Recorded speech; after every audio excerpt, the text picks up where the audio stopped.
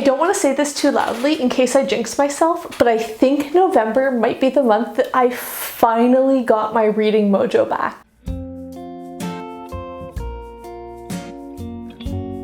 Hi everyone, Rosie here. Welcome back to my channel. If you guys have been around for a little while, you will know that I think basically since the end of June, actually, I have just been feeling like I'm still reading. I'm not in a total slump, but I just haven't been feeling it. And I think that's finally turned around. I've done a lot of reading and I think I have a lot to say about what I read in November, so I'm not gonna waste any time.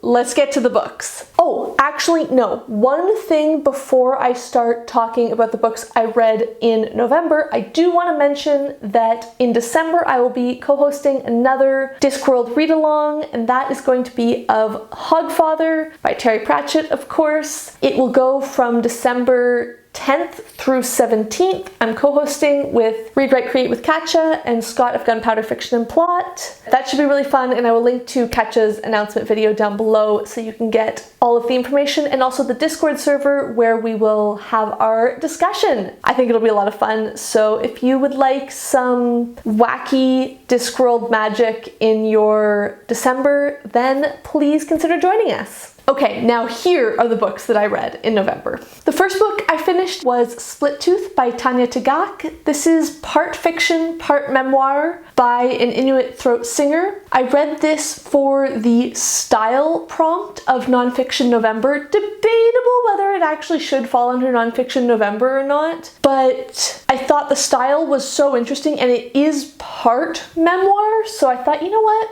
I'm going with it. You know how everyone always says memoirs are so hard to rate and review? This book is that times 100. It was enjoyable. The writing style was interesting, and because I just watched Gunpowder Fiction and Plot's video where they called on a whole panel of booktubers to talk about reviewing and rating, which I will link down below. I can't say interesting because they rightfully called all of us out for saying interesting and not explaining why. So I had to struggle for some more adjectives now, or more like descriptions. The writing in this was beautiful. It was in times actual poetry, but even the prose had a very lyrical, poetic, descriptive, beautiful quality to it, even when it was describing really, really horrible events. And as for the subject matter, that's really where it comes. How do you review this? How do you rate this? I filmed a whole video, which I will link up here, about spirituality in nonfiction and religion in nonfiction and spiritual experiences in nonfiction. And I got some really, really amazing comments and thoughts on that video. So if you're at all interested in that topic, watch my video, but I don't really have much to say. So more importantly, go read what people had to say. Go read what people shared about their perspective. Before I move on, I do want to mention that this book has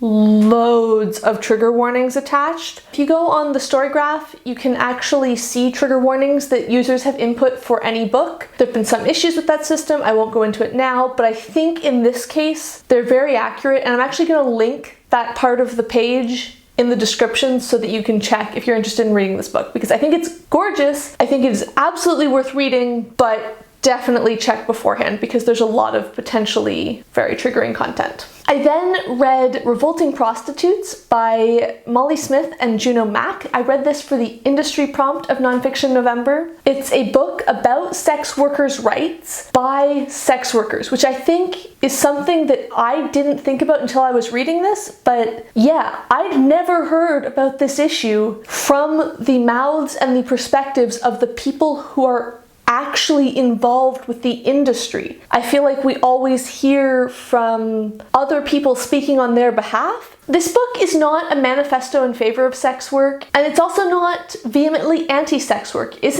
isn't concerned with the larger philosophical discussions. It is very, very much focused on the pragmatic and very real issues of protecting women who are engaged in sex work. The authors are very clear that the sex work industry is incredibly diverse and that every person who engages in sex work is going to have their own experience, and people are going to have very different experiences that don't invalidate each other, and they're very good at acknowledging this might be amazing for one group of people and terrible for another. And that doesn't mean that either group is wrong or is having an untrue experience. It's just that we have to acknowledge that different people in different circumstances are affected differently by policy, by implementation of laws, anything like that. And if we try and focus only on one group while ignoring others, then that can create more problems than it solves. I can honestly say that this is one of the most thought-provoking books that I have read in a very long time. I think prior to reading this, I would have classified myself as pro-consensual sex work, although of course we can get into the discussion of is anything truly consensual under capitalism, and anti-human trafficking. And the arguments put forward in this book honestly changed my perspective on the topic. Not to make me anti-sex work, but to really reframe and make me examine and question my preconceived notions about human trafficking and how that's portrayed in the media versus the reality for a lot of the people who are portrayed as victims of trafficking, and whether the people trying to save them are actually looking out for their best interests or not. It really made me realize how little I knew about the actual issues surrounding this topic and forced me to examine why I had the opinions I did and had I actually thought about why I had those opinions or not. I know this might seem like a really niche topic, but if you care about feminism, if you care about workers' rights, if you care about police brutality, if you care about immigration laws, and if you care about the treatment of marginalized groups in general, then this book is absolutely worth reading, and I recommend it so highly. My third Nonfiction November book was The Inconvenient Indian by Thomas King. I read this for the treatment prompt. This is, I would say, part history, part personal reflection on the treatment and experience of Indigenous people in North America since colonization. It's not a book I would recommend if you're looking for a linear history that really explains what happened when, what were the effects. Instead, each chapter takes a particular topic. For example, we talk a lot about sovereignty, but what does that actually even mean? King explores the theme or topic using a huge variety of historical events and also just his own personal experiences and interactions with other people and with the world. I found it surprisingly enjoyable to read given the topic. I think it could probably be described as darkly comedic in the sense that there's not flat out jokes, but King has a way of highlighting the humor in situations. Personally, I didn't find this to be a mind-blowing, absolutely changed my way of thinking about the world book. It was a solidly good 4-star read, but it wasn't an incredible 5-star read for me. However, I think that might be because I was reading it in 2021, and had I read this in 2012 when it was published, I think it would have had a much stronger impact on me. I feel like the general awareness of a lot of the issues and topics that King is talking about in this book, that's really increased over the last 9 years. I think as a person, I'm much more familiar with these topics, and it's not nearly so oh my goodness as it would have been, as I said, 9 years ago. But it's still a really solid book, and if you don't know that much about the topic or are just looking for a slightly different take, then very good, well worth picking up. At this point in the month, I finished my first audiobook, which was The Badass Librarians of Timbuktu by Joshua Hammer.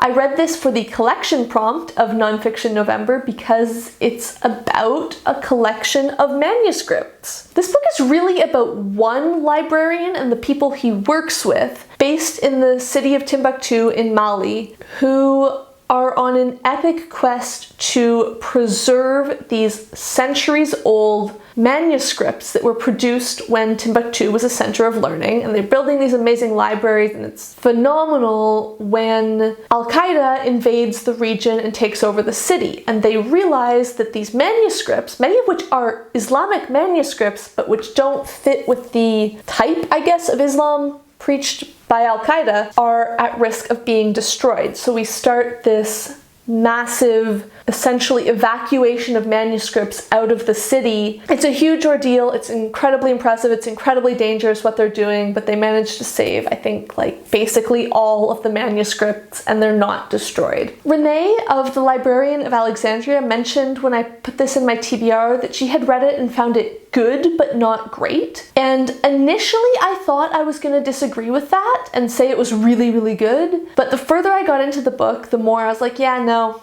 you were totally right. It definitely takes the very long road to get to what the blurb discusses, because the blurb makes it sound like it really focuses on the evacuation of these books. But in order to get there, there's a lot about the history of Timbuktu, the reason there's all these amazing manuscripts in the first place, the initial process of saving them just from the general world, because a lot of them are being kept in like really bad situations. Families have these amazing historical documents and they care for them greatly, but they don't know how to take care of them. They don't have the facilities to take care of them. They're disintegrating, they're being eaten by bugs, all this sort of stuff. So it's a huge process to build these libraries, to get conditions where they can be preserved. And then the whole Al-Qaeda attack, occupation, evacuation happens. And as someone who knew basically nothing whatsoever about Timbuktu and its history, that part, super interesting to me.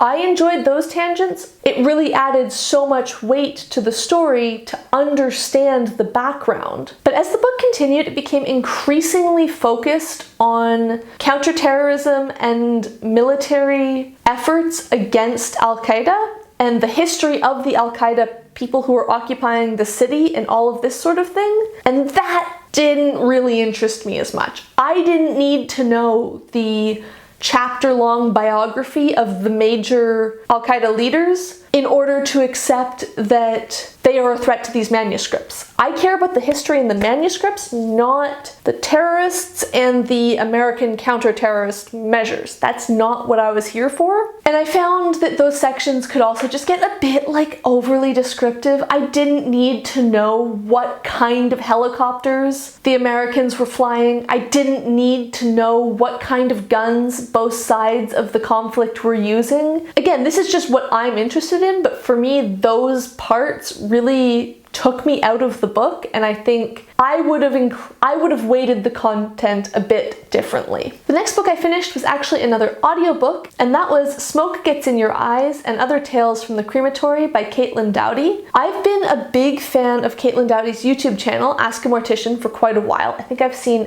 every video that she has made, and I realized that I, one, never read her books, but also that they were on Scribd as audiobooks, and I knew I wanted to listen to them as audiobooks because she narrates them herself and her voice is just incredible. I was also at this point in the month really in the mood for something that I was going to find a bit more enjoyable to read, and I know a memoir about working in the funeral industry doesn't sound like it's going to be fun and enjoyable, but if you're familiar with Caitlin's style, it absolutely was, and this gave me everything I wanted from it. Because I'd seen so many of her videos, this book didn't have loads of new content for me. It certainly went into more depth on a lot of topics, and it shared some experiences that she hasn't talked about so much on her YouTube channel, but despite the fact that this wasn't all new information, I still enjoyed listening to it so much, and her tone and her style just gel with what I like. I don't know how to describe it more than that, other than her humor, her way of phrasing things, her way of presenting information just works for me. And you know it's always a good sign when you're finding chores to do around the house because you want to keep listening to the audiobook. I then took a brief break from all of the nonfiction to read Going Postal by Terry Pratchett. In this Discworld novel, we follow a condemned con man who is given a second chance if he agrees to take on the role of postmaster and get the Ankh-Morpork post office running again. I reread this as part of a read-along hosted by Read, Write, Create with Katja and Scott of Gunpowder Fiction and Plot and Sina of Beating Around the Books, and also myself. And that was just delightful. We had really, really interesting discussions on the Discord server, and we had a great discussion in the live show wrap-up, so I will link that up here or down below. You can watch that for the full thoughts. I hadn't had enough of the Caitlin Doughty, so I also listened to From Here to Eternity, Traveling the World in Search of the Good Death. I'm not sure about that subtitle, but it's something along those lines. I loved this one just as much as Smoke Gets in Your Eyes. Again, the content wasn't incredibly new for me, but it went into more depth than I'd maybe seen before. So that was great. That was still very fun. In this book, she travels to various countries around the world to learn more about how the people and societies there relate to death and dead bodies and the process of grieving. Trying to learn about maybe what could we in North America do differently and how might that be beneficial? It was really solid and I don't really have much more to say other than that. Let's get to the next book because I do still have a lot that I read. The last book on my Nonfiction November TBR was Finding Normal by Alexa Tsoulis-Reay. This has a long subtitle which I forgot to take note of, but it's something like Sex, Love, and Taboo in a Hyper-Connected World or something along those lines. I read it for the collection prompt because it is a collection of essays, studies, interviews, explorations. I still, after reading this book, don't fully know how to refer to each chapter. Each of the 5 chapters in the book is, as I said, an exploration, study, I don't know, of people who are in some way defying normal with their sex or love lives. And more specifically, how has the internet and the connectedness that it brings changed things for those people? Or how is that affecting these communities? In my TBR, I mentioned that I didn't know if I was going to find the topics, themes, whatever you want to call them, explored in this taboo or not, and it's both. The book is divided into 2 parts. In the first part, we have 3 chapters that are more in the, might be societally abnormal or taboo still, but probably shouldn't be, we could say. And the second part are the much darker, much heavier, much more, yeah, that's really taboo topics. This book was another that really made me think and reconsider my opinions, and I thought the author's approach to it was really interesting, and I'm going to explain that. The author approaches each of the topics not looking to affirm or denounce or say this is right or this is wrong, but rather to connect with and understand the people involved. She's not there to make judgments, and she makes that very clear, but rather to, understand these people who live on maybe what we would consider the fringe of society. And one of the elements that I really enjoyed was how actively the author broke the non-fiction equivalent of the fourth wall. What I mean is that often she would talk about her experience and what she was thinking and how she was processing information, not in a centering it on her way though. It's not my memoir about what I learned talking to people who are X. It's more she's sharing what's going on within her as she's learning. It was a very unique approach that I didn't feel like I'd seen that much in nonfiction. And more importantly, Tsoulis-Reay actively questions and considers her impact and how her involvement with a situation might have had an impact, especially an impact outside of that what she intended. And I think that's something that's so important in nonfiction, and that, again, I don't see that often. There felt like there was a real examination and reflection about how have I, as a journalist, played a role in this story that I am reporting on? And how has my reporting played a role on this story? I think that's something we need to talk about more. I think that's something we should be considering more. Acknowledging that no piece of writing, fiction or nonfiction, emerges without someone having written it, and no piece of writing emerges into the world without creating an impact. I really appreciated seeing that discussion within the book. Throughout the month, I was reading The Gene by Siddhartha Mukherjee. This was a book that I tried to pick using a try a chapter tag, but then I couldn't decide, so I just had my partner pick for me. You can see that video up here. And it's a very complete history of the gene and the field of genetics. It really doesn't hesitate to go on what might seem like a bit of a tangent to fully explain how information came to be known and how the field progressed and how different research came together to come to various conclusions or to discover new things. But it's also roughly chronological. It's not strictly chronological, but it does progress throughout the history in a roughly linear manner. And that was really interesting because it means that you really can't avoid the fact that as soon as the field of genetics emerged in any way, basically immediately the field of eugenics popped up next to it as sort of a Mr. Hyde to the Dr. Jekyll type situation.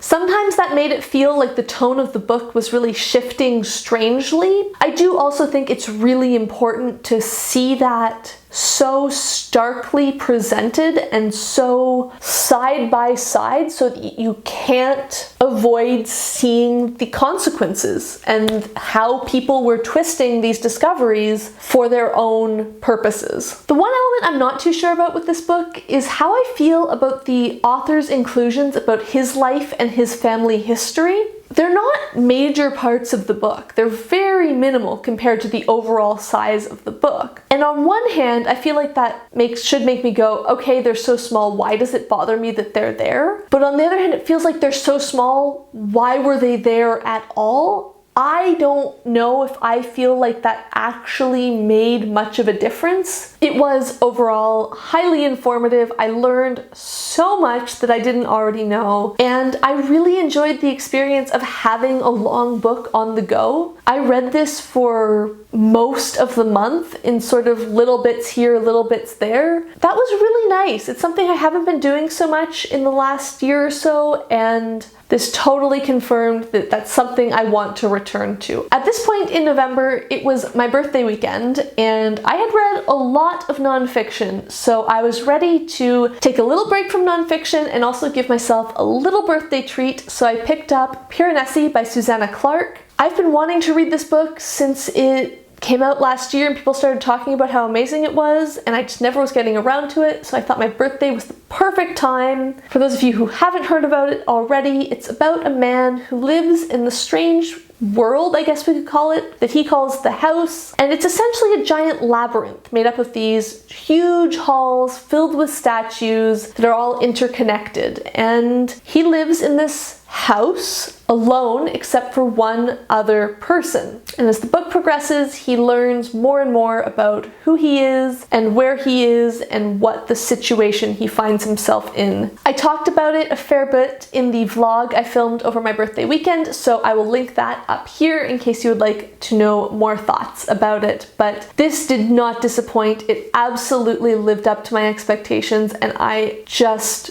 adored it. I then finished my last audiobook of the month and also my last nonfiction pick of the month, and that was the Catalogue of Shipwrecked Books by Edward Wilson Lee. I've owned the ebook of this for quite a while, but I saw that it was on Scribd, so I thought, you know what? That sounds perfect. I'm gonna cross it off. I'd almost picked this book for the collection prompt of Nonfiction November, but then decided to go in a different direction, so hey, I'll read it anyways. This book centers on Hernando Colon, who was Christopher Columbus's younger son. He was also sort of, I guess, a visionary in the creation of libraries in late Renaissance Europe. I think that's what we call the period. He was one of the first people to truly embrace the scope and magnitude of what a library could be with the introduction of the printing press. Throughout his life, had a goal of building a library that would collect all of the information known to man. In every language, from every part of the world, he wanted important academic books, but also random pamphlets that you bought on the street sort of thing. He wanted to collect all of these works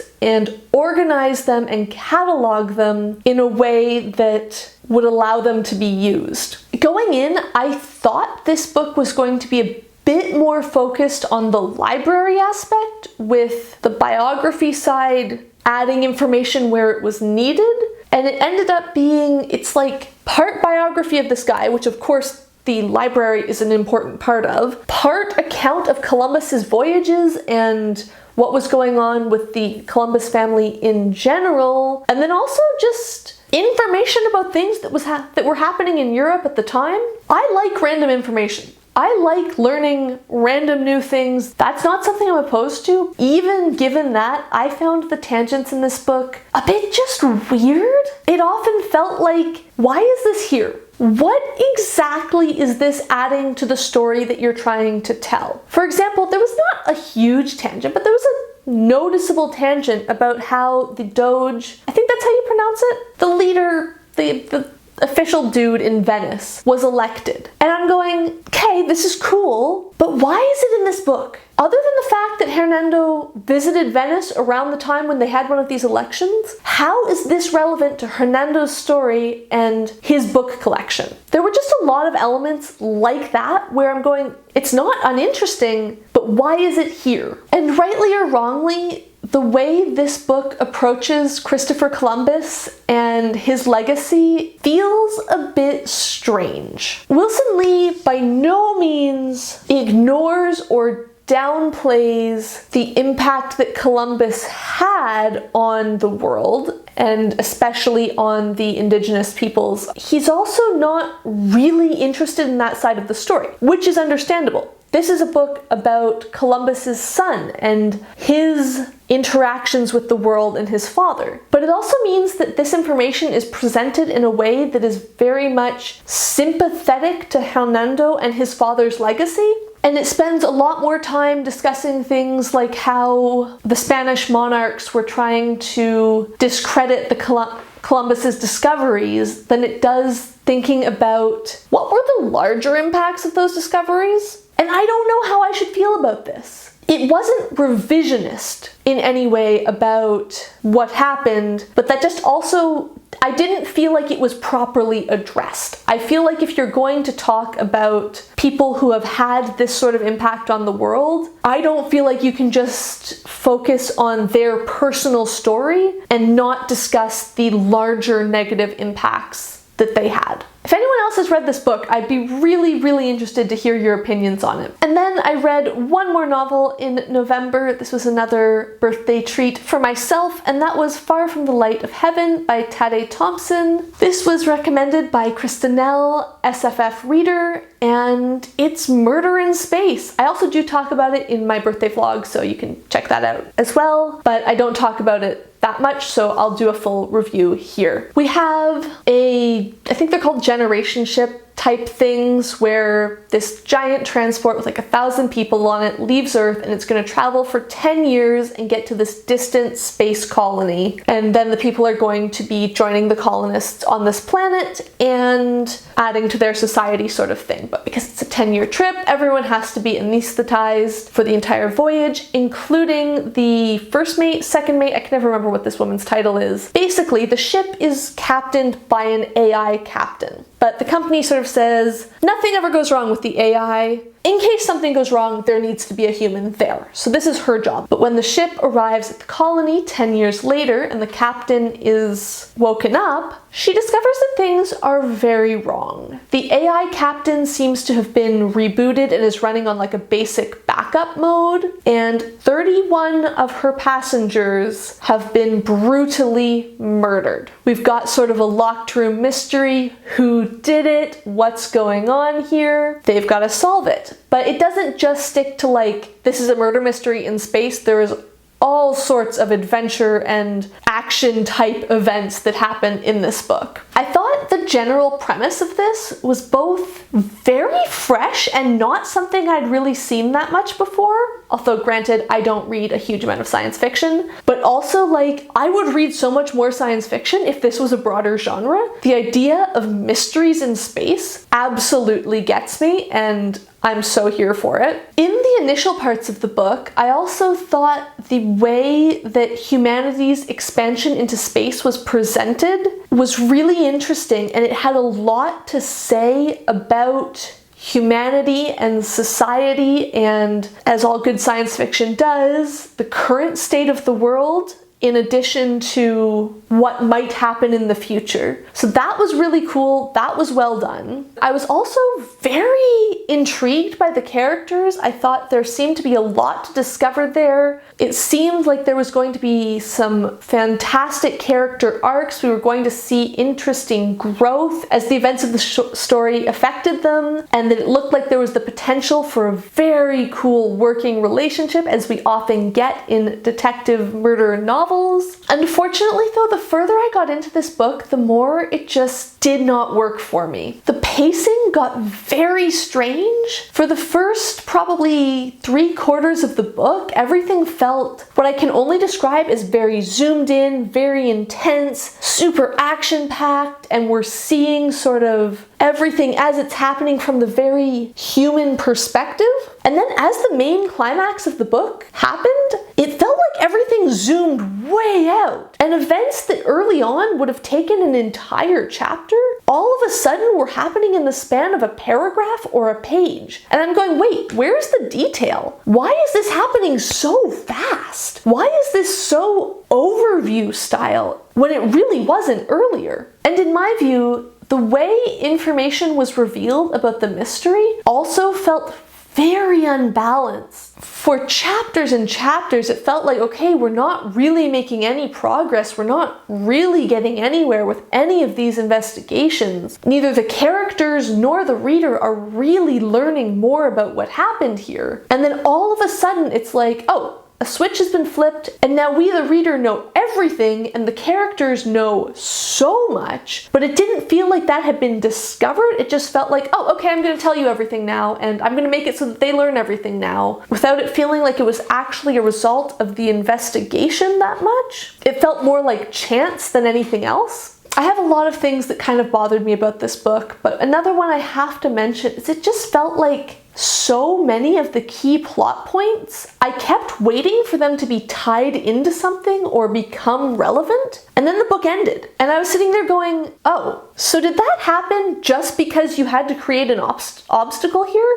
There's no introduction for why this might be a thing. There's no impact that it has on the overarching plot other than to create a hurdle that the characters have to go over. So why was it there at all? Even the characters that I was so optimistic about at the beginning ended up just falling flat for me. At the end of the book, I felt like I knew the main character less than I did at the beginning. I felt like she was less fleshed out as a character in the final chapter than I thought she was in the first chapter. With regards to the ending, I can appreciate what the ending was doing, and I can appreciate how that could have been a very interesting way of ending a book. Unfortunately, in this case, I just found it very unsatisfying and in general disjointed. It didn't feel like the book had ended. Now, I definitely see how someone else could read this book and have a very different experience. So I will encourage you to go check out Kristinelle's review because I think she quite liked it, and I will link her video down below because I think this was just a case of it wasn't the book for me. All right, those are all of the books that I read in November. I would like to end this video by asking you, what was your favorite book you read in November? Or your least favorite book? Or just a book you think you want to share about because you read it in November and you have thoughts. Please let me know any of that down below in the comments. And if you like this video, please give it a like down below. If you'd like to see more of my videos, please hit subscribe, and thank you for watching.